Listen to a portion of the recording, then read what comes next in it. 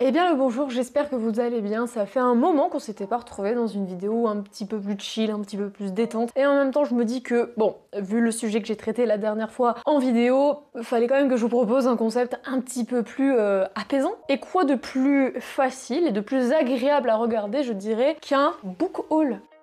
Je pensais pas avoir acheté autant de livres dernièrement. La pile est plus grosse que ma tête. Je le vois dans le retour, là c'est quand même assez exceptionnel. Je vous jure, je pensais pas acheter autant de livres cette année. Et encore, à l'heure à laquelle je tourne, là, on n'est que le 1er mai. Bonne fête du travail à tous. En attendant le retour, voilà, des plus grosses productions vidéo, je suis en train d'en écrire une d'ailleurs, j'espère que le sujet vous plaira, bah je vais juste vous présenter les bouquins que j'ai achetés dernièrement et qui vraiment me faisaient de l'œil depuis un moment déjà. Et vous allez voir, il y en aura pour tous les goûts. Commençons sans plus tarder par un manga, Le Sommet des Dieux, de Jiro Taniguchi et Baku Yume Makura. Déjà, je trouve la couverture vraiment très belle et j'aime beaucoup les mangas reliés en grand format comme ça. Peut-être que c'est en couleur sur les premières et quatrièmes de couverture, mais à l'intérieur, c'est en noir et blanc. Et je trouve que le style fait un petit peu manga des années 90, je sais pas. Je m'y connais pas forcément hyper bien en manga et animé, désolée si je me trompe. Le Sommet des Dieux, c'est l'histoire de Fukamashi Makoto. C'est un peu un photographe slash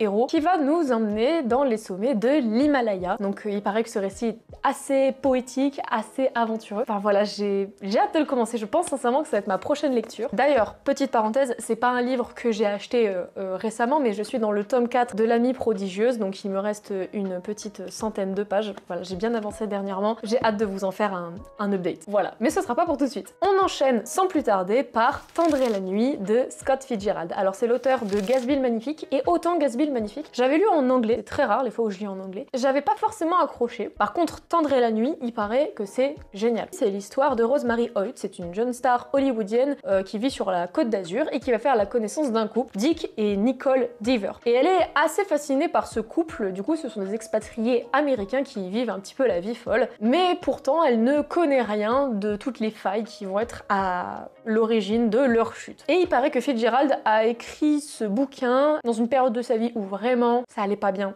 du tout. Donc, j'imagine vraiment l'ambiance de ce bouquin. J'ai hâte de le lire, je sais pas si ce sera ma prochaine lecture. C'est écrit un peu petit, on va pas se le cacher. On enchaîne avec Martin Eden de Jack London. Alors ça par contre, c'est un bouquin que Jeannot ce livre avait conseillé, me semble, dans une de ses vidéos, mais genre il y a super longtemps. Je me souviens l'avoir mis dans ma wishlist et ça fait genre des mois, des années qu'il est dans ma wishlist. Et je l'ai vu à la FNAC et je me suis dit, on va en profiter pour le prendre cette fois-ci. Donc je suis très contente de l'avoir enfin, couverture assez sobre, c'est écrit assez gros, voilà. Et du coup, pardon, oui, Martin Eden, c'est l'histoire apparemment d'un jeune écrivain qui vient des bas-fonds et qui va basculer dans la bourgeoisie. Voilà, donc là, on a un récit qui est plutôt de l'ordre de l'ascension sociale et tout. J'aime bien, honnêtement, ce genre d'histoire, c'est même pour ça que je pense que j'ai beaucoup accroché avec Elena Ferrante, pour le coup, avec La vie prodigieuse. Voilà, hâte de lire et de vous en faire un retour. On va passer dans un genre totalement différent de ce que j'ai l'habitude de vous présenter, mais je me suis pris du coup Les Grandes Oubliées de Titiou Lecoq. Vous l'avez forcément déjà vu passer, qui parle justement de la façon dont les femmes ont parfois été oubliées de l'histoire. C'est faux de dire qu'elles n'ont pas fait de l'histoire, qu'elles n'ont pas été présentes, qu'elles n'ont pas fait de grandes choses, c'est faux. Mais c'est juste de dire qu'aujourd'hui encore, on oublie un peu trop souvent les figures féminines à travers l'histoire. Mais là, je crois que Titiou Lecoq a surtout une approche historiographique de la chose en fait. C'est d'ailleurs le sous-titre, hein, pourquoi l'histoire a effacé les femmes. Honnêtement, j'hésitais à l'acheter à sa sortie, c'est pour ça que j'ai mis autant de temps à me le procurer, parce que je savais pas ce que ça valait d'un point de vue historique. J'avais peur que ce soit un peu trop féministe, un petit peu trop pionnier, et que du coup ça se décale des faits. Bah j'ai hâte de me faire mon propre avis là-dessus, et de vous faire un retour sur ce bouquin. On va rester justement dans la vibe un peu femme, un peu féministe, mais pour aborder un côté peut-être un petit peu plus sombre, je me suis procuré Crie moins fort, les voisins vont entendre de Erin Pizet. Alors ce tout petit bouquin qui est en piètre état, hein, d'ailleurs la reliure est en train de se barrer, je ne l'ai même pas acheté en fait. Je l'ai eu gratuitement, dans un bac à 0 €. Donc le titre est déjà assez impactant, hein. Je vous lis la 4e de couverture. À l'initiative d'Erin Pizet, un groupe de femmes anglaises a créé en 71 à Londres un refuge pour les femmes et les enfants battus. 300 femmes vivent actuellement dans des refuges et en communauté. 6000 y sont venus en 5 ans. Donc c'est un bouquin qui est quand même sorti en 76. Donc en plein dans les grands mouvements féministes de cette époque. Et le titre m'a vraiment impactée. Je pense que les récits à l'intérieur vont être excessivement poignants, mais nécessaires à lire, parce que même si ce bouquin a plus de 50 ans, il regorge de combats qui sont toujours nécessaires aujourd'hui. En parlant de combats politiques et sociaux, je voulais vous présenter un des livres du coup qui fait partie de ce book haul, qui est Résister de Salomé Saké. Alors c'est un tout petit livre, il m'a coûté même pas 5 €, il est très fin. Apparemment Salomé Saké, qui est une journaliste pour Blast, que je suis énormément sur les réseaux parce que je trouve qu'elle a un propos très juste, parfois nuancé, même si on devine et on connaît son positionnement politique. Je trouve ses réflexions très intéressantes. Et ben j'ai entendu beaucoup de bien de ce bouquin, je crois qu'elle l'a écrit en très peu de temps et ça s'est vendu très vite. Je lis très peu d'essais politiques, mais pour le coup dernièrement, avec les actualités, tout ça, ça m'a un petit peu intriguée. Et puis je connais les travaux journalistiques de Salomé Saké, du coup je me suis dit ce serait bien de se procurer Résister. La 4e de couverture est vraiment très courte, donc je peux vous la lire. L'extrême droite est aux portes du pouvoir. Dans les urnes comme dans les esprits, ses thèmes, son narratif et son vocabulaire s'imposent. Il est encore temps d'inverser cette tendance à condition de comprendre les rouages de cette progression et de réagir rapidement. Il y a eu plein de retours très positifs sur les réseaux sociaux, vraiment je crois que ça a été un best-seller hein, évidemment. Et je pense que ce sera quand même assez abordable à lire. Donc ça pareil, j'ai vraiment hâte de le commencer. Ensuite on va passer dans un autre registre, cette fois-ci on va toucher un petit peu plus à la biographie et on va se loger dans une case un petit peu plus niche puisque je me suis acheté du coup Page Boy de Elliot Page et je suis contente de l'avoir enfin trouvé en format poche parce que je n'arrêtais pas de le voir en grand format en anglais à plus de 20 balles et bon, ok j'avais un bon cadeau carte Fnac, c'est pour ça que j'ai pu m'acheter autant de bouquins dernièrement, on va pas se le cacher, mais quand même c'est plus pratique les formats poche. Et puis je trouve que la couverture est très sympathique et elle fait le taf. Donc pour celles et ceux qui ne connaissent pas Elliot Page, c'est un acteur américain qui depuis quelques années a entamé sa transition du coup vers la masculinité. Et pour le suivre un petit peu régulièrement sur les réseaux sociaux personnellement, il s'en prend encore plein la gueule à cause de ça, ce que je trouve horrible. Et justement dans Page Boy, il parle de son parcours de transition, notamment dans le milieu de l'industrie cinématographique, la façon dont il appréhendait son corps, la façon dont les autres le percevaient, etc. Et pourquoi je me suis procuré Page Boy? Et bien c'est là qu'on va rentrer dans le sujet un petit peu de l'intime. Je m'étale pas là-dessus sur mes réseaux ou ma chaîne YouTube parce que ce n'est pas le sujet et d'habitude c'est un truc qui me regarde essentiellement. J'avais envie de lire un récit d'une personne transmasque du coup, donc d'une femme qui transitionne vers l'identité masculine, parce que je me reconnais en fait plus ou moins dans certaines questions de genre qui sont relatives à ça. Attention, je ne me considère pas comme une personne trans, mais il est vrai que ça fait quelques années déjà qu'à certains moments je ne suis pas forcément hyper confortable avec mon genre féminin. S'il fallait vraiment mettre une étiquette dessus, chose avec laquelle je suis encore très mal à l'aise aujourd'hui, ce serait plus d'une gender fluid, quelque chose comme ça. Et je me suis dit que ce genre de récit, ça pourrait m'éclairer sur certaines questions que je me pose, certains points. Et puis j'adore les récits autobiographiques, les récits de l'intime, quand une personne se livre vraiment ce qu'elle a au fond d'elle. Et au-delà de ça, Elliot Page, c'est surtout un acteur que je connaissais, qui a joué dans plusieurs films phares que j'ai kiffé, comme Inception ou la série Umbrella Academy, qui est plutôt sympathique à regarder, je vous l'accorde. Voilà, passons ensuite. Alors là, je vais vous présenter la paire. Je me suis procuré de Virginia Woolf, Orlando et une chambre à soie. Je n'ai jamais lu de Virginia Woolf. Vraiment une chambre à soie.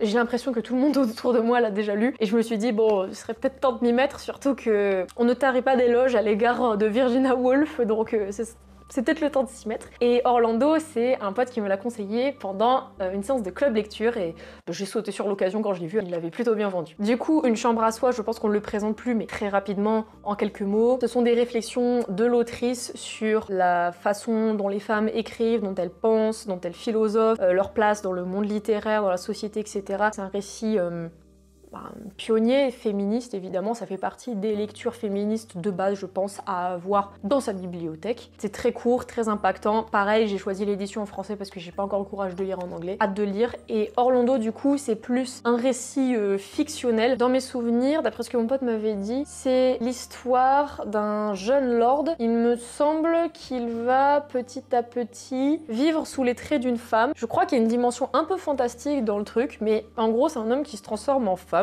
et il va vivre de siècle en siècle, voir comment les gens le perçoivent ou la perçoivent, etc. Donc Sacha, si tu passes par là, merci beaucoup pour la reco, j'ai hâte de commencer ce bouquin. Passons à quelque chose d'un petit peu différent. L'âge de raison de Jean-Paul Sartre. Pareil comme pour Erin Pizé, Crie-moi fort, les voisins vont t'entendre, c'est un bouquin que je me suis procuré dans les bacs à 0 €, comme le bouquin que je vais vous présenter juste après. Alors l'âge de raison, la 4e de couverture m'a pas trop aidé parce que c'est juste un extrait de dialogue du bouquin, mais en regardant le résumé sur Wikipédia, il me semble que déjà il fait partie d'un cycle écrit par Jean-Paul Sartre. Est-ce que j'aurai le courage de lire le cycle en entier? Je ne pense pas. Mais bon, on va déjà lire ça et on verra bien ensuite. Il me semble que c'est l'histoire d'un gars qui a une amante et elle finit par tomber enceinte de lui, et là va se poser la question de est-ce qu'elle doit garder le mioche ou pas? Voilà, est-ce qu'elle doit avorter? Est-ce que, je me dis, c'est juste une histoire de fond pour brosser toute la philosophie de Jean-Paul Sartre à travers ce bouquin? Ou est-ce que c'est vraiment l'intrigue qui est plutôt parsemée de quelques réflexions philosophiques sur la société, sur les hommes, etc. Mais voilà, assez intriguant comme lecture. Je sais pas si je m'y attaquerai tout de suite. On verra plus tard. Et enfin, je voulais terminer justement ce book haul là par L'Obélisque noir de Aymeric Maria Remarque. Sous ma main, il y a actuellement une croix gammée. Alors, je sais pas si je peux vraiment montrer ça à l'écran. Super chouette couverture. Merci les éditions Livre de Poche. Vous voyez, donc l'édition est quand même assez ancienne. Alors avant de faire un résumé de L'Obélisque noir, il faut que je vous présente un petit peu l'auteur si vous n'avez pas en tête. Alors Aymeric Maria Remarque, c'est un auteur allemand qui a été naturalisé américain, il me semble. En fait, il a vécu la Première Guerre mondiale quand il était très jeune. Je crois même qu'il est allé au front et ça l'a complètement traumatisé. Pour ça, à la fin de la Première Guerre mondiale, il est devenu pacifique. Et quand il a vu la montée des idéaux nationalistes en Allemagne qui allait précéder la montée du nazisme, il s'est barré aux States, voilà, c'est là-bas que du coup il a obtenu la nationalité américaine et qu'il a commencé à écrire sur la guerre notamment et sur l'Allemagne des années 20. Sur la Première Guerre mondiale, il a publié en 1929 À l'Ouest, rien de nouveau. Je n'ai pas lu le livre, mais j'ai vu le film Netflix qui est déchirant au plus haut point. C'est l'histoire d'un gars et de ses amis qui sont très jeunes, qui ont à peine 18 ans, et qui vont combattre sur le front allemand pendant la Première Guerre mondiale. Et c'est très violent, il n'y a pas de censure, faut vraiment s'accrocher. Je crois que j'ai jamais autant chialé devant un film, sincèrement. L'Obélisque noir, ça se passe pas pendant la Première Guerre mondiale, ça se passe après. Du coup, pendant les années 20, quand l'Allemagne est complètement endettée par la guerre, où vraiment c'est la catastrophe, niveau social et économique, le cours du mark s'effondre, enfin bref, c'est la catastrophe. Et du coup, ça parle justement, à travers la fiction, de la montée des idéaux un petit peu extrêmes, on va dire, dans l'Allemagne des années 20. L'Obélisque noir. Voilà. Donc j'ai hâte de lire ce bouquin aussi. Et je vous ferai mon retour plus tard là-dessus, je l'espère. J'ai menti. L'Obélisque noir, c'est pas le dernier livre que j'ai à vous présenter aujourd'hui. Donc tous les livres que je vous ai cités dans cette vidéo, pour l'instant là, je les ai achetés. Enfin sauf 2 ou 3, comme je vous ai dit, que j'ai chopé dans les bacs à 0 € dans une librairie. Mais bref. Mais il se peut qu'on m'ait offert des bouquins dernièrement, non pas parce que c'était mon anniversaire ou parce que j'ai 3 tonnes d'amis qui ont que ça à foutre de m'offrir des bouquins, même si j'aimerais beaucoup. Non, il s'agit de maisons d'édition qui m'ont envoyé leurs produits gratuitement. Vous ne rêvez pas, Lena Bookin fait enfin du service presse. Merci Insta, on a dépassé du coup les 1000 abonnés sur mon compte Bookstagram. Et ça c'est plutôt cool, parce que ça me fait gagner de l'influence. Et du coup les maisons d'édition veulent collaborer avec moi, enfin... La meuf elle croit c'est une star, ça y est. Du coup dernièrement j'ai reçu 2 produits de 2 maisons d'édition. La première, c'est les éditions Petit à Petit, c'est moi qui les ai contactés directement pour savoir s'ils pouvaient m'envoyer un de leurs produits et que du coup j'en fasse une chronique sur Instagram et mes réseaux sociaux. C'est une collaboration qui est entièrement gratuite, je suis pas rémunérée en fait pour vous parler de ces produits. C'est juste la maison qui m'envoie ça gratuitement pour que je puisse vous en parler, vous faire un retour dessus, mais je ne suis pas rémunérée. C'est ce qu'on appelle le service presse du coup. Et la deuxième maison d'édition qui m'a envoyé les produits, c'est Novelix du coup, et là c'est eux qui m'ont contacté directement. C'est pas moi qui leur ai envoyé un DM sur Insta, et ils m'ont envoyé leur box de classiques. Je vais vous présenter les produits tout de suite parce que je suis trop contente, parce que ça me fait des bouquins gratos, ça me fait de la lecture, et enfin je sais pas, j'ai une sorte de mini fierté, je suis très rarement fière de moi, ma psy pourra en témoigner. Donc là je profite de ce moment pour vous présenter les produits, de me dire on me les a envoyés, c'est trop flatteur, c'est trop... Je suis trop trop heureuse. Voilà, je suis trop contente, vraiment. Donc les éditions petit à petit m'ont demandé quelle BD je voulais qu'ils m'envoient. Et donc j'ai choisi la BD documentaire sur Amy Winehouse. Donc j'avais lu la BD des Red Hot Chili Peppers, qui est juste là dans la bibliothèque de mon copain.